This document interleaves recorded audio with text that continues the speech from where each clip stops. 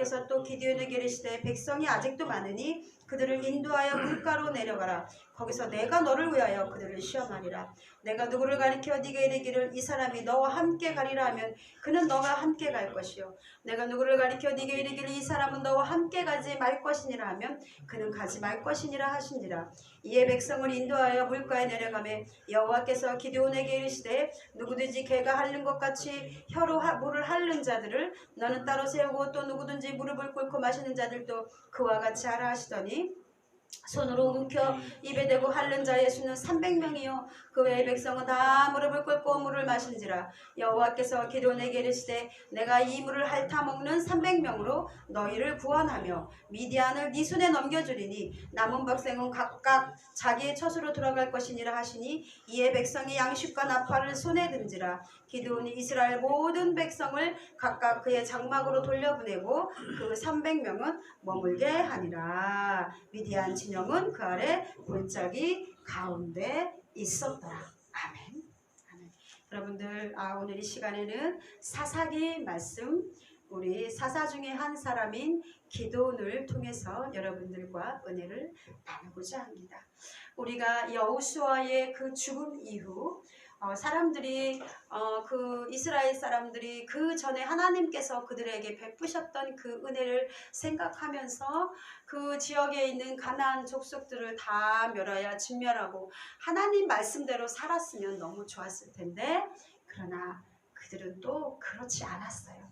그래서 사사기 2장 10절 이후에 보면요. 그 세대의 사람도 다 그 조상들에게로 돌아갔고 여호수아의 그 알던 그 사람들이 다 죽었다는 거예요. 그 후에 일어난 다른 세대는 여호와를 알지 못하여 여호와께서 이스라엘을 위하여 행하신 일도 알지 못하였더라라고 이렇게 기록하고 있습니다. 그래서 사사기 2장 10절 이후의 말씀을 보면은요. 이스라엘이 이제 여호와를 버린 거예요. 그러면서 가나안 그 땅에 있는 그 이방 족속의 그 우상들을 숭배하고 시작합니다. 하나님께서 절대로 너희들은 그 사람들을 따라가지 말라 하셨거든요. 그랬는데 그거를 잊어버린 거예요. 그리고 나서 바알과 아세라와 그런 신들을 이렇게 숭배하기 시작을 한 거죠. 어떻게 보면은 이 사사기는 종교적으로 굉장히 큰 암흑시대라고 볼 수 있습니다. 그런데 여호수아와 모세 같은 그런 특출난 그런 하나님이 특별히 선택한 그 지도자들을 이제 죽고 나서 그 이후에는 하나님께서 어떻게 하셨냐면 사사들을 택하셔갖고 그들을 통해서 이스라엘을 구원하셨어요. 그런데 이 사사들은 어떤 사람이었냐면요. 백성들이 택한 게 아니었어요. 백성들이 택한 게 아니었고 여호수아 같은 경우는 하나님께서도 또 이렇게 말씀하셔서 세웠지만 백성들의 지지도 얻었잖아요. 그렇죠? 그런데 백성이 택한 게 아닌 하나님의 필요에 따라서 그때 성령의 감동으로 부름을 받은 자들이었습니다. 그러니까 아주 급박한 상황에 처한 이스라엘을 구원하도록 보냄을 받은 하나님의 대리자들임을 알 수 있습니다. 백성들이 하나님 명령을 어길 때 하나님께서는 고난과 환난을 통해서 아주 힘들게 하셨어요. 그러니까 이제 백성들이 나중에 이제 부르짖겠죠. 그 부르짖음에 급박한 때 하나님께서 응답하셔서 사사들을 세우신 거예요. 그 다음에 사사들은 어떤 사람이었냐면은 이 사람의 활동 범위는 좀 이렇게 지역적이고 약간 국지적이었어요. 전체적인 게 아니랐다는 거죠. 그래서 임기도 어떻게 보면은 다매적이라고 그렇게 할 수 있고요. 대부분 자신의 지파를 구원하거나 또는 그래서 동시대 사람들이 뭐 2명일 경우도 있고 이렇다고 합니다.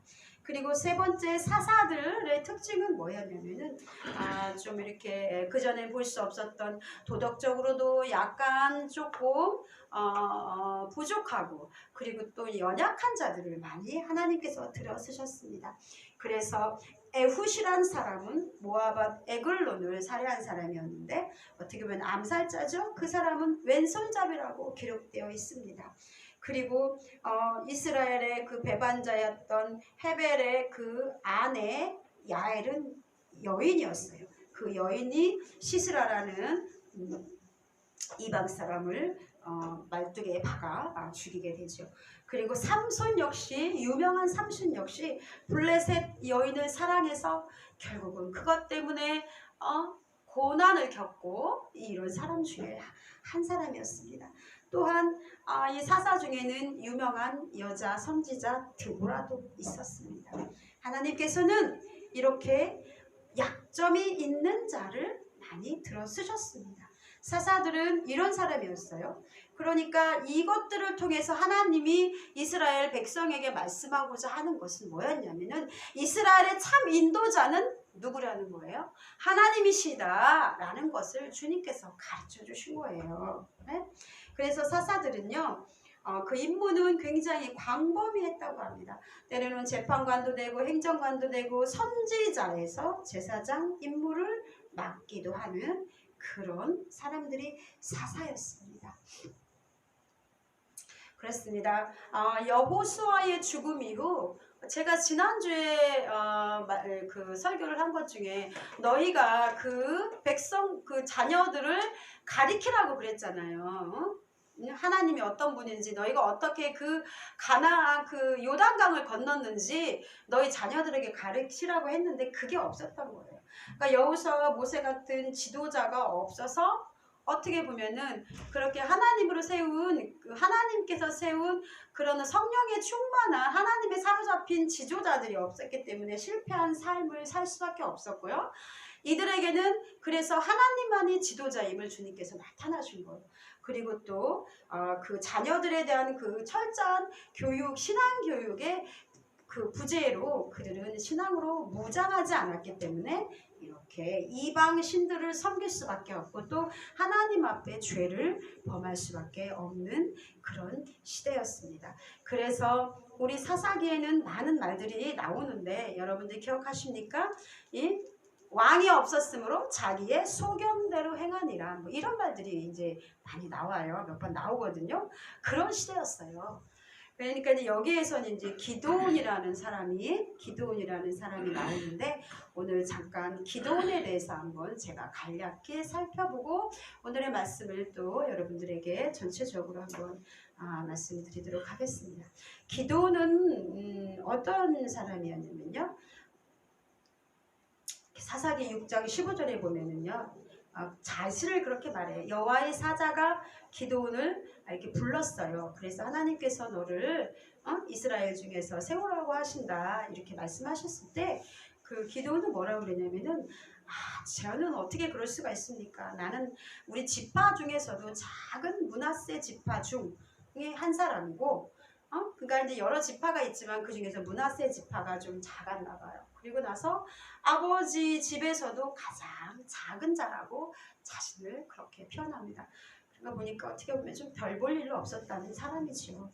그런 사람을 하나님께서 사사로 택하셔서 너는 큰 용사다 이렇게 말씀하세요. 그래서 이제 그 기드온을 통해서 하나님이 명령하시죠. 뭐라고 명령하십니까? 그 아버지 집에는 우상이 있었어요. 참.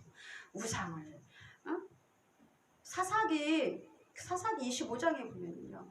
그날 밤에 여호와께서 기드온에게 이르시되 네 아버지에게 있는 숫소고 7년 된 둘째 숫소를 끌어오고 네 아버지 집에 있는 아버지에게 있는 바알의 제단을 헐며 그 곁에 아셀의 상을 찍고 또 이 산성 꼭대기에 네 하나님 여호와를 위하여 규례대로 참 제단을 쌓고 번제로 드리라는 그런 내용이 나오는데 얼마나 그 백성들이 타락했냐면 그 아버지가 우상을 섬기던 사람이었다는 거죠. 네? 그런데 우리 주님께서 너 그거 파괴시켜버려, 그거 없애버려, 부숴버려라, 찍어버려라 이렇게 명령하십니다.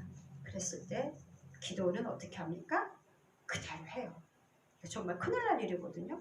그러니까 하나님 앞에 순종하는 거죠. 그래서 그게 이제 난리가 나는 그 사건들이 이제 뒤에 나옵니다. 그래서 그날의 기드온의 그 이름을 여룻바알이라 하죠. 여룻바알이라는 것은 기드온의 다른 이름인데 그 뜻은 바알과 맞서다라는 그런 뜻입니다.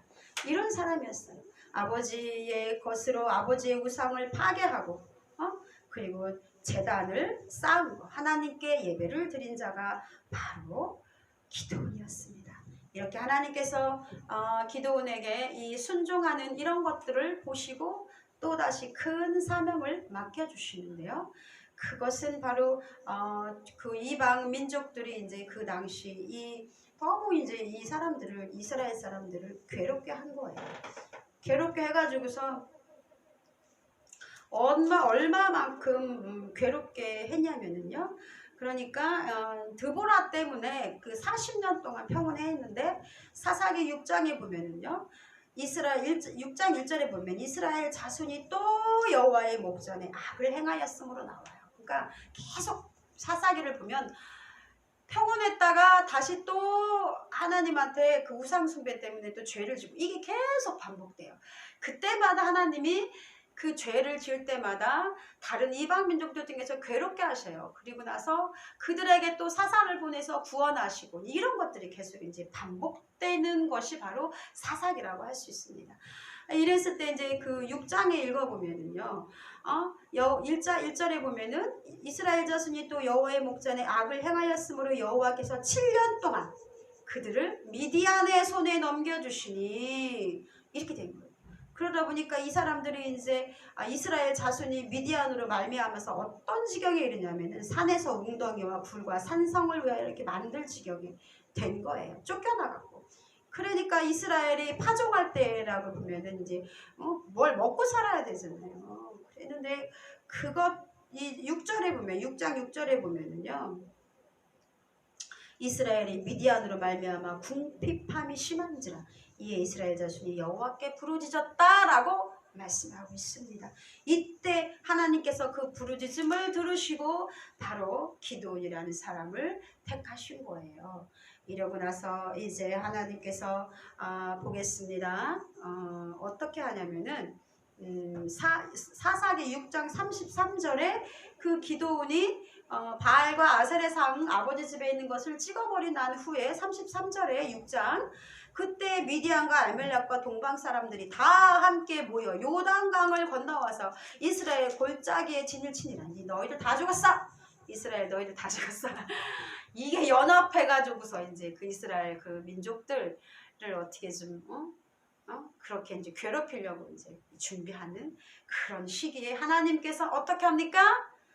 그 첫 번째 하나님의 그 시험을 통과하고 하나님 앞에 순종해서 아버지 집에 있는 어려운 거예요. 자기 아버지 같은 그 친족이잖아요. 친족이 아버지 부모에게 순종하라, 그 부모에 효도하라 그랬는데 그 아버지가 귀하게 여기던 그것들 갖다가 바알과 아셀의 상을 찍어버린 사람, 그 사람에게 어떻게 하십니까? 34절에 여호와의 영이 기드온에게 임하시니 그때 하나님께서 여호와의 영, 성령입니다. 성령으로 하나님께서 옷을 입혀주십니다.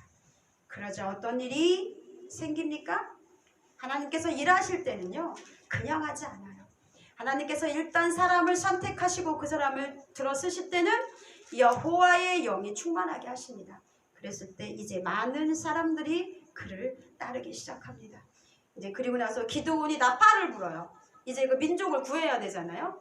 그래 나팔을 불었는데 사람들이 안 따라오면 자기 먼저 쇼를 한 거죠. 그런데 하나님께서 사람을 붙여서 아비에셀이 그의 뒤를 따라 부름을 받느니라. 그러면서 기드온이 사자들을 또 므낫세에 두루 보내고 그리고 그 사람이 또 그를 따르고 아살과 스볼론과 납달리에 보내매 그 무리도 올라와 그를 영접하니라. 이스라엘에 있는 그 많은 지파들이 그를 중심으로 모이기 시작합니다. 이것이 하나님의 일입니다. 하나님은 사람을 그렇게 세우십니다. 내가 무엇인가를 하는 것이 아니라 하나님께서 그 시험에 통과된 자에게는 하나님의 영을 충만하게 부어주시고 또 그들에게 사람들을 붙이시고요. 그들을 통해서 그에게 순종하게 하시고 그를 따라오게 하심을 알 수 있습니다. 모든 것이 다 내가 할 수 있는 것은 아니에요. 그러니까 기드온은 그냥 순종한 거예요. 나팔을 부른 거예요.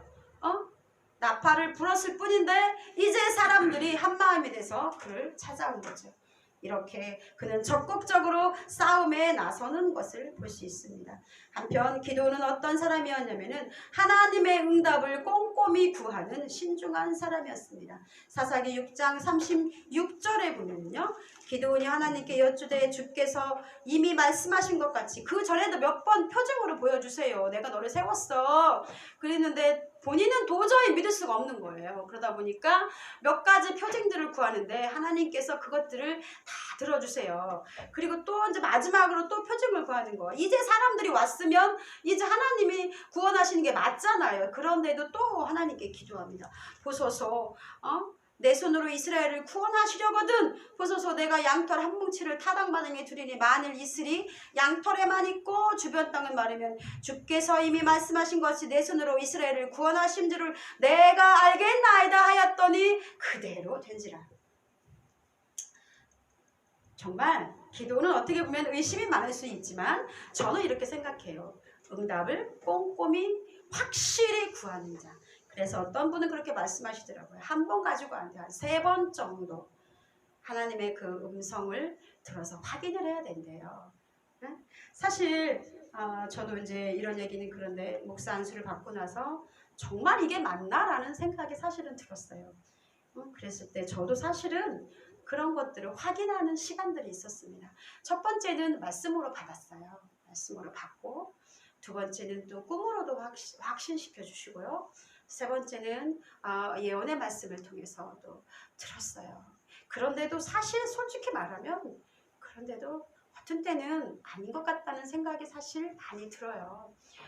그런데 하나님이 어떻게 이끄시냐에 따라서 그 사람의 그 응답의 그 열매는 그렇게 열매에 따라서 저는 하나님이 하셨는지 아니면 정말 나의 그 생각에 의해서 한 건지를 알 수 있다는 그런 생각이 들었습니다.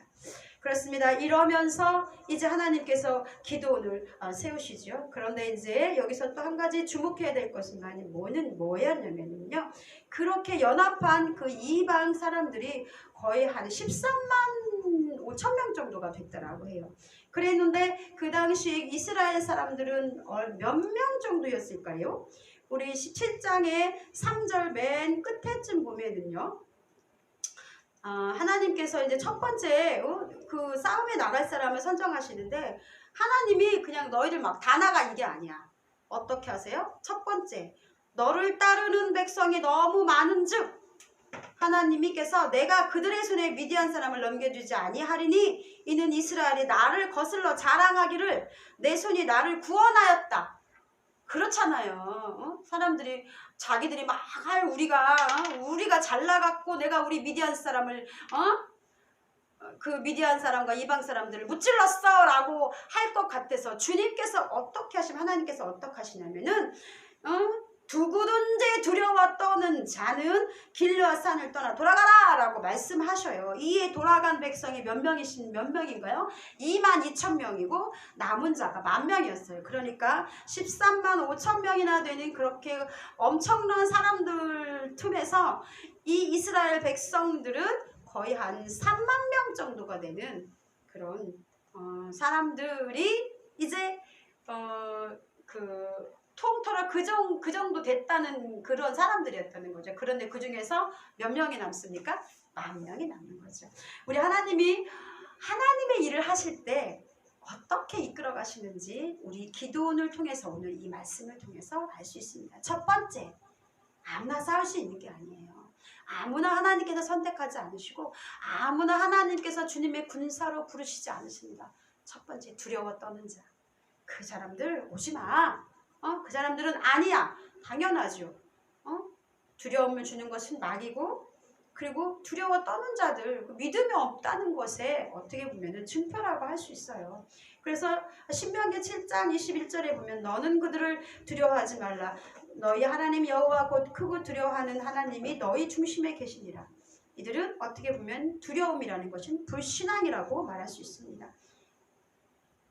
그리고 신명기 20장 8절에 보면은요, 이 두려움의 영에 사로잡힌 사람들은 다른 사람에게 영향을 끼쳐요. 주변 사람에게. 그러니까 두려워 마음이 허약한 자가 있느냐? 그는 집으로 들어갈지니 그의 형제들의 마음도 그의 마음과 같이 낙심될까 하느라.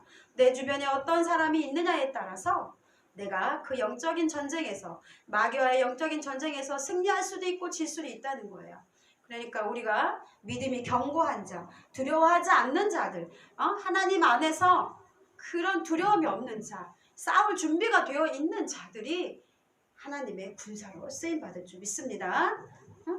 그렇습니다. 그리고 나서 이제 나머지 이제 1만 명이 나와요. 남았는데 우리 하나님이 또 뭐라고 하시는 줄 아십니까? 이 정도면 그래도 정말 이거 싸움거리가 안 되잖아요. 너무 부족한 이스라엘 백성들인데 하나님께서 또 이렇게 말씀하십니다. 4절에 보겠습니다. 여호와께서 또 기드온에게 이르시되 백성이 아직도 많으니 그들을 인도하여 물가로 내려가라. 거기서 내가 너를 위하여 그들을 시험하리라. 아멘. 내가 누구를 가리켜? 어떤 사람에게 말한 거죠. 네게 이르기를 이 사람이 너와 함께 가리라 하면 그는 너와 함께 갈 것이요. 내가 누구를 가리켜 네게 이르기를 이 사람은 너와 함께 가지 말 것이라 하면 그는 가지 말 것이니라 하시니라. 이에 어떻게 했습니까? 백성을 인도하여 물가에 내려가며 여호와께서 기드온에게 이르시되 누구든지 개가 핥는 것 같이 혀로 물을 핥는 자들을 너는 따로 세우고 또 누구든지 무릎을 꿇고 마시는 자들도 그와 같이 하라 하시더니 손으로 움켜 입에 대고 핥는 자의 수는 300명이요 그 외의 백성은 다 무릎을 꿇고 물을 마신지라. 그리고 하나님께서 구별하세요. 7절 보겠습니다. 여호와께서 기드온에게 이르시되 내가 이 물을 핥아먹은 300명으로 너희를 구원하며 미디안을 너희의 손에 넘겨주리니 남은 백성은 각각 자기의 처소로 돌아갈 것이라. 하나님의 구별법을 보겠습니다. 혀로 핥는 자. 저 사실 이 말씀을 묵상한 지는 굉장히 오래됐어요. 한 10년은 아니지만 한 7, 8년 된 것 같아요. 제가 이 말씀을 언제 받았냐면요. 제가 집사 때 그 워십 사역을 할 때 하나님이 그러셨어요. 혀로 핥는 자 말씀하셨는데 너무 힘들었어요. 이 도대체 뭘까요? 그래서 많은 어떤 주석가들은 그렇게 말씀을 해요. 뭐 그 주변에 그 미디안 족속이 있었는데 조심스럽게 어떤 긴장을 늦추지 않고 그렇게 먹는 자라고 이렇게 해석을 하지만 제가 오늘 이 말씀을 묵상하면서 제게 준 감동을 한번 여러분들에게 나누고자 합니다. 저는 이 말씀에 초점을 한번 맞춰봤어요. 하나님께서 누구를 위하여 300명을 세우셨습니까? 너를 위하여 그들을 시험하리라 라고 말씀하셨잖아요. 그쵸? 기드온을 위하여. 기드온에게는 그를 믿고 전적으로 따르는 그런 사람들이 필요했어요. 여러분들 한 지도자가 어떤 일을 함에 있어서요. 절대 잡음이 생기면 안 돼요. 그 말을 거역하거나 그리고 또 그 어떤 목숨을 건 그런 상황에서 뜻이 맞지 않거나 자기가 드러나거나 이런 사람들은 정말 너무나 어렵습니다. 저는 그랬을 때 이렇게 생각해요. 여러분들 제가 한번 물어볼게요. 이제 물이 있어요. 이제 물 좀 먹어. 그랬을 때 여러분은 어떻게 먹으실 겁니까? 개울이 있습니다. 한번 자기가 그 상황에 있다고 생각하고 한번 여러분들 한번 드셔보실래요? 자, 막 가가지고서 이제 물을 이렇게 떠가지고서 이렇게 혀로 입에 대고 핥는 사람들 또 있을 테고 어떤 사람은 막 이렇게 막 가가지고서 그냥 물을 막 무릎을 꿇고 막 벌컥벌컥 마시는 사람들이 있었을 것 같아요. 자, 여러분들 어떻게 드시겠습니까? 제가 생각을 했는데 저는 성격상 손으로 물을 떠서 먹을 것 같아요. 응? 거기 1만 명이라는 사람들이 있었잖아요. 그냥 이거는 어떻게 보면은 제 생각일 수도 있습니다. 그렇지만 저는 이런 감동을 받았어요. 그게 혼자 마시는 게 아니잖아요. 그죠? 1만 명이라는 그 사람들 속에서 300명을 하나님께서 추리시는데 그래도 조금 손으로 이렇게 떠서 먹는 사람들은요. 좀 막 성격이 막 이렇게 강하거나 활발하거나 너무 막 이렇게 막 우악스럽거나 표현이 좀 그렇긴 한데 그런 사람들은 아닌 것 같아요. 그냥 나름대로 좀 조용하고 겸손하고 좀 차분하고 이런 사람들이 아니었을까. 하나님 안 믿고 그런 성격이 꼭 좋고 나쁘다는 게 아니라 제가 봤을 때 하나님 앞에서 조금 그 중심이 걸러진 사람들이 아닌가 싶어요. 저는 이렇게 물을 마실 때 이제 여러 사람들이 있잖아요. 그렇죠? 소리도 조심해야 되고 그 다음에 뒤에 많은 사람들이 올 건데 자신만 마시는 게 아니지 않을까요 싶어요. 그죠? 무릎 꿇고 막 뻘꺽뻘꺽 마시는 사람들, 응? 저 같은 경우는 손으로 이렇게 물을 떠서 내가 먹을 만큼만 조심스럽게 그 물을 막 흩튀고 막 그 흙탕물 대고 그래서도 안 되잖아요. 그냥 그런 생각을 해봤어요. 그래서 저는 이렇게 정리를 해볼게요. 아직도 많았어요. 이스라엘 민족은. 그런데 하나님께서는 누구를 위해서? 기드온을 위해서 그들을 시험하리라 라고 기드온에게 적합한 사람들을 하나님께서 주신 거예요. 그리고 하나님께서는 그 300명 1%예요. 1%. 1%라고 그러더라고요. 그러니까 이제 32,000명 중에서 300명이면 1%죠. 그 사람들을 뽑으신 거였어요. 극소수의 사람만 하나님께서 선택하셔서 용사를 부르시는데요. 일단 지도자의 마음에 들어야 될 것 같아요. 하나님은 그 기드온의 모든 속성을 알고 계셨죠. 하나님께서 친히 선발하신 거예요. 그래서 내가 누구들을 가리켜 너에게 이르기를 이 사람이 너와 함께하리라 하면 그는 너와 함께 갈 것이다. 이렇게 이제 말씀하시잖아요. 그러니까 핥는 것 같이 개가 핥는 것 같이 할 필요가 왜 개를 표현하나 모르겠습니다. 자기 손으로 떠서 물을 핥는 자를 이렇게 했는데 저는 이렇게 정리를 해볼게요. 첫 번째, 이 사람들의 성격은 조금 차분했을 것이다. 성격이. 그리고 또 신중했을 것이다. 그리고 다른 사람을 좀 배려하는 사람이었을 것 같다. 두 번째, 지도자와 함께 할 수 있는 자. 전에 아까 금방 말했지만 지도자에게 순종하고 거슬리지 않는 자. 왜냐하면 기드온이라는 사람 자체가 본인이 그렇게 고백했잖아요. 나는 므낫세 가장 작은 므낫세 지파 중에서도 가장 작은 사람이요. 그 다음에 아버지의 집에서도 가장 작은 사람이라. 이 사람한테 뭐 잘나고 대단한 사람을 하나님께서 붙여주신다면 그 사람 그리고 또 계속 하나님의 응답을 구했어요. 정말 내가 맞습니까? 하나님 그렇다면 나에게 표징을 보여주세요. 이렇게 신중하고 다시 한번 꼼꼼하게 살피는 이런 사람인데 좀 성향이 아무래도 좀 비슷하지 않았을까 이런 생각이 한편 제가 들어봤습니다. 그러니까 지도자에게 순종하고 거슬리지 않는 자, 그리고 욕심부리지 않고 자신의 것만으로 만족하는 자, 그리고 또한 하나님께서 구별하신 자, 저는 이게 중심을 보셨다고 생각해요. 사무엘상 16장 7절에는 하나님은 어떤 분이라고요? 여호와께서 사무엘에게 이르시되 그의 용모와 키를 보지 말라. 내가 이미 그를 버렸노라. 내가 보는 것은 사람과 같지 아니하니 사람은 외모를 보거니와 나 여호와는 중심을 보느니라. 아멘. 잠언 16장 2절에는 사람의 행위가 자기 보기에는 모두 깨끗하여도 여호와는 심령을 감찰하시니라. 아멘. 그렇습니다. 그들은 하나님께서 택하신 1%의 사람들이었습니다. 하나님께서는 그 기드온이라는 그 사사를 통해 세우시고 그를 통해서 이스라엘을 구원하심에 있어서 많은 사람을 쓰지 않으셨습니다. 13명 5천명이라는 그 어마어마한 그 숫자로 그 숫자에 대항해서 싸울 사람은 고작 300명이 전부였습니다. 이스라엘의 그 중에서 그 전쟁에 참여하려고 모였던 사람들 중에서 단 1%의 사람만을 하나님께서 구별하여서 쓰신 것입니다. 이것은 무엇입니까? 이것은 너희가 한 것이 아니야. 바로 내 여호와가 너희들을 구원하는 사람이다. 우리 인간은요, 뭐든지 조금만 잘나면 자기가 했대요. 다 자기가. 자기가 했대요. 그런데 하나님은 철저하게 그것들을 다 무시해버리시고 누가 했다는 것을 내가 한 것이다. 왜? 이스라엘 백성들이 너무 우상에 빠져서 하나님이 어떤 분인지를 모르고 자기 잘난 맛에 소견대로 살아가는 그 사람들이었기 때문입니다.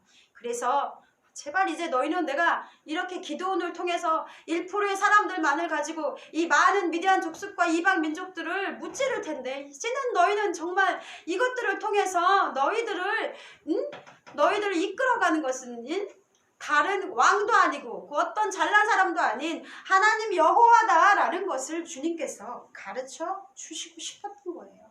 누누이 계속 말씀하시고 그렇게 표징을 주셨다고 저는 그렇게 생각합니다.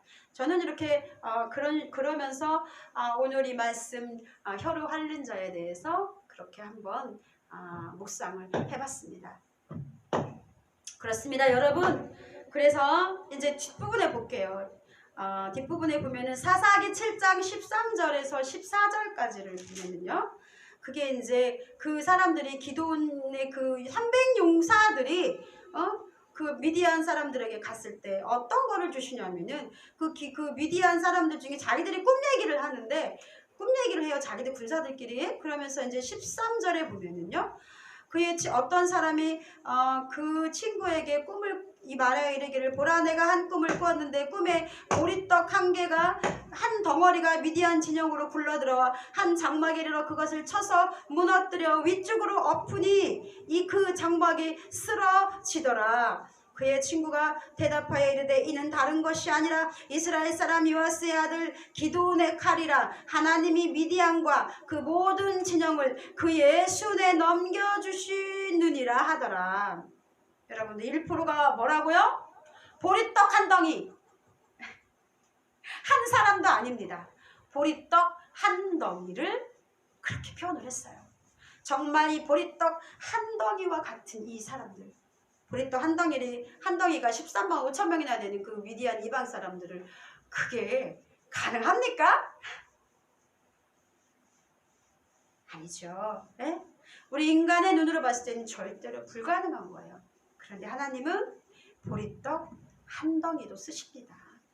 하나님이 하시면요. 돌 한 개도 하나님께서 쓰십니다. 그러므로 우리는 오늘 이 말씀을 통해서 여러분들 한번 정리해 보셨으면 좋겠습니다. 여러분들 하나님 앞에 쓰임 받고 싶습니까?